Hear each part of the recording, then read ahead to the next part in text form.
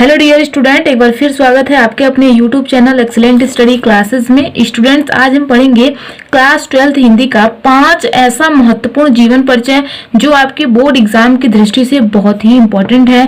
अगर आप लोग क्लास 12th में हैं और बोर्ड एग्जाम 2023 की तैयारी कर रहे हैं तो इस वीडियो को शुरू से लेकर के लास्ट तक देखिएगा। ये वीडियो आपके लिए बहुत ही इंपॉर्टेंट है। हम ऐसे जीवन परिचय लाए हैं जो आपके बोर्ड एग्जाम में आने के 99% चांसेस हैं। ठीक है, तो चलिए देखते हैं सबसे महत्वपूर्ण जीवन परिचय कौन से हैं। आपके बोर्ड एग्जाम में कवि का और लेखक का जीवन परिचय पूछा जाता है। ठीक है, तो यहाँ पे 5-5 नंबर के दोनों जीवन परिचय पूछे जाते हैं। ये आपका 10 नंबर क्लियर हो जाएगा। ठीक है, आपके बोर्ड एग्जाम में साहित्यिक परिचय पूछता है। ठीक है, तो कैसे लिखना है आपको ये सब इस वीडियो में हम डिस्कस करेंगे। स्टूडेंट्स, यहाँ पे ध्यान दीजिए, बहुत ही इंपॉर्टेंट जीवन परिचय है, आपको इन्हें जरूर तैयार करना है। बस इतना पढ़ लीजिए, बाकी आपको और पढ़ने की जरूरत नहीं है। ठीक है, बस आप इतना पढ़ लीजिए, आपको बोर्ड एग्जाम में इन्हीं में से देखने को मिलेंगे। ठीक है, बहुत ही ये इंपॉर्टेंट जीवन परिचय है। तो देखिए, आपके लेखक के जो वासुदेव अग्रवाल हैं, ये लेखक हैं, बहुत ही इंपॉर्टेंट है। ये आपके बोर्ड एग्जाम में 99% कह सकते हैं ये जरूर आएगा। ठीक है, तो आपको वासुदेव अग्रवाल का जीवन परिचय तैयार करके जाना है। ठीक है, अगला देखिए, अगला कौन सा है, आचार्य हजारी प्रसाद द्विवेदी। लेखक के ये 2 जीवन परिचय आप लोग तैयार कर लीजिए। ठीक है, ये दोनों लोग लेखक हैं, आपके 5 नंबर जो है वो क्लियर हो जाएंगे। तो आप इन 2 जीवन परिचय को तैयार करेंगे तो आपके 5 नंबर जो है बिल्कुल पक्के हो जाएंगे। ठीक है, आपको ज्यादा तैयार करने की जरूरत नहीं है, बहुत से लेखक हैं, आप लोग ज्यादा मत तैयार करिए, आप लोग सिर्फ इतना तैयार करिए। तो ये आपके लेखक हो गए। आप कभी कभी देख लेते हैं, बहुत ही इंपॉर्टेंट है स्टूडेंट्स, महादेवी वर्मा। ये तो हर साल आता है, तो आपको महादेवी वर्मा का जीवन परिचय जरूर याद करके जाना है। ठीक है, और देखिए नेक्स्ट क्या है, जयशंकर प्रसाद। आपको इनका भी जीवन परिचय तैयार करके जाना है। और देखिए अगला क्या है, रामधारी सिंह दिनकर। बहुत ही इंपॉर्टेंट, ये तीनों के तीनों जीवन परिचय हैं, आप इन्हें तैयार कर लीजिए, आपके 5 नंबर पक्के हो जाएंगे। ठीक है, तो यहाँ पे हम आपको 10 नंबर का जीवन परिचय जो है बता दिए हैं, बहुत ही महत्वपूर्ण है स्टूडेंट्स, आपको इन्हें जरूर तैयार करने हैं।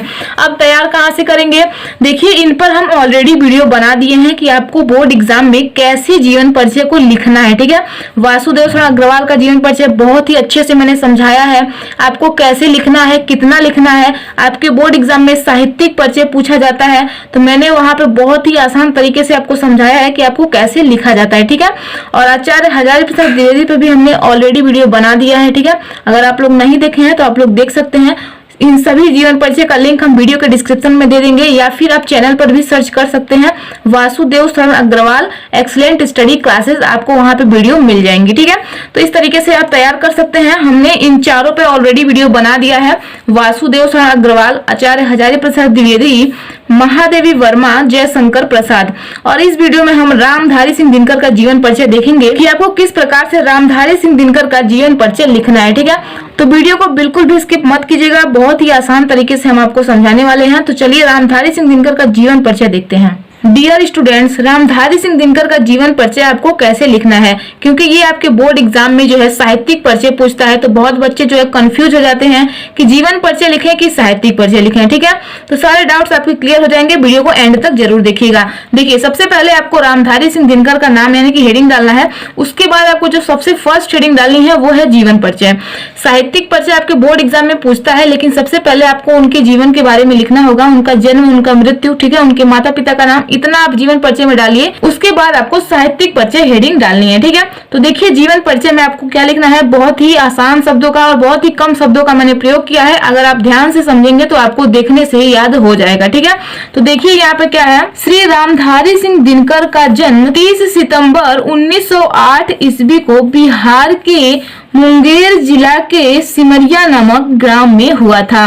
तो श्री रामधारी सिंह दिनकर का जन्म जो है 30 सितंबर 1908 ईस्वी को, ठीक है, कब हुआ था, 30 सितंबर 1908 ईस्वी को, ध्यान रखिएगा, बिहार जिला के, यानी कि जो बिहार का जिला है मुंगेर, उस जिला के सिमरिया नामक गांव में हुआ था। ठीक है, क्लियर है, आगे ध्यान दीजिए। इनके पिता का नाम श्री रवि सिंह, इनके पिता का क्या नाम था, श्री रवि सिंह, और माता का नाम श्रीमती मनरूप देवी था। ठीक है, तो इनके पिताजी का नाम श्री रवि सिंह था और इनकी माता का नाम मनरूप देवी था। ठीक है, आगे ध्यान दीजिए, इनकी प्रारंभिक शिक्षा गांव की पाठशाला में ही हुई। तो रामधारी सिंह दिनकर की जो शिक्षा है वो गांव की पाठशाला में ही हुआ था। ठीक है, इतना लिखिए। अब देखिए आपको क्या लिखना है, इस महान कवि का 24 अप्रैल 1974 ईस्वी में मृत्यु हो गया।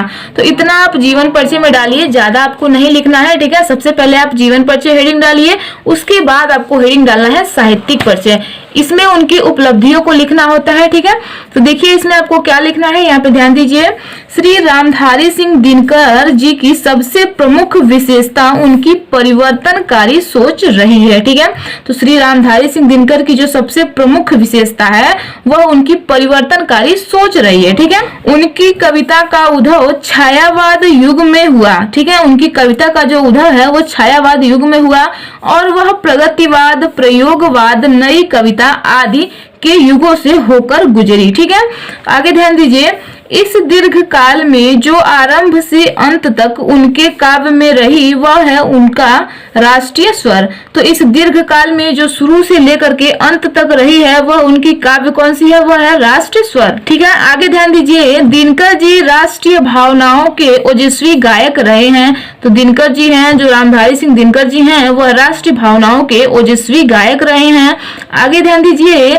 इन्हें उर्वशी के लिए ज्ञानपीठ पुरस्कार से भी सम्मानित किया गया। तो ये आप लिखिए साहित्यिक परिचय में, बहुत ही इंपॉर्टेंट है। आप इतना लिखिए, आपको पूरे के पूरे मार्क्स दिए जाएंगे। आपके बोर्ड एग्जाम में बोलता है कि साहित्यिक परिचय देते हुए उनकी कृतियों पे भी उल्लेख कीजिए, ठीक है। उनकी कृतियों का उल्लेख कीजिए। तो चलिए अब उनकी कृतियों को भी देख लेते हैं। स्टूडेंट्स यहाँ पे आपको हेडिंग डालना है कृतियां, ठीक है। आप यहाँ पे रचनाएं भी हेडिंग डाल सकते हैं, कृतियां और रचनाएं दोनों एक ही होता है। तो देखिए आपको क्या लिखना है। दिनकर जी की प्रमुख काव्य रचना निम्नलिखित है, या फिर आप रामधारी सिंह दिनकर की प्रमुख रचना निम्नलिखित है ऐसे लिख सकते हैं, ठीक है। अब यहाँ पे ध्यान दीजिए। आपको इसमें डालना है कविता हुंकार, कुरुक्षेत्र, उर्वशी, रेणुका। तो ये आपको कविता में डालने हैं और आपको नेक्स्ट हेडिंग डालना है खंड काव्य। खंड काव्य में आपको रश्मि लिखना है, ठीक है। अब नेक्स्ट हेडिंग आपको डालना है कविता संग्रह। इसमें क्या लिखना है, इतिहास के आंसू, रसवंती, धूप और धुआं। तो ये है रामधारी सिंह दिनकर की कृतियां यानी कि रचनाएं। तो यहाँ तक मैंने आपको बहुत ही आसानी से समझा दिया। बहुत सारे बच्चे कंफ्यूज होते हैं जीवन परिचय लिखने में, लेकिन यहाँ पे मैंने आपको बहुत ही शॉर्ट और शानदार तरीके से समझाया है। आप लोग इतना याद करके अपने बोर्ड एग्जाम में पूरे के पूरे 5 नंबर अचीव कर सकते हैं। तो मैंने यहाँ पे आपको 5 जीवन परिचय बताए हैं, आप लोग आसानी से अपने 10 नंबर अचीव कर सकते हैं। बहुत ही इंपॉर्टेंट है, पांचों के पांचों जीवन परिचय आपको पूरा 10 नंबर देके जाएगा।